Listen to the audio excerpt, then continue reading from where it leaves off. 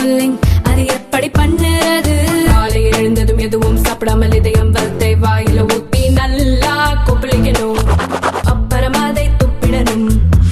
இதுதான் oil pulling.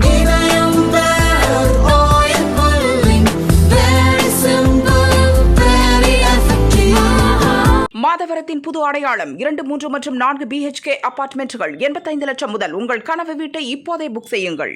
நடந்து முடிந்த டெல்லி சட்டசபை தேர்தலில் கெஜ்ரிவால் தலைமையிலான ஆம் ஆத்மி தோல்வியடைந்து பாரதிய ஜனதா கட்சி வெற்றி பெற்றுள்ளது. சமூக ஆர்வலர் அண்ணா ஹசாரே டெல்லி முன்னாள் முதல்வர் கெஜ்ரிவாலின் ஆரம்பகால குருநாதர்.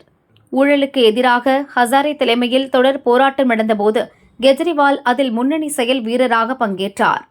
அந்த அறிமுகத்தில் ஆம் ஆத்மி கட்சியை தொடங்கிய கெஜ்ரிவால் டெல்லியில் 2 முறை ஆட்சியை பிடித்தார்.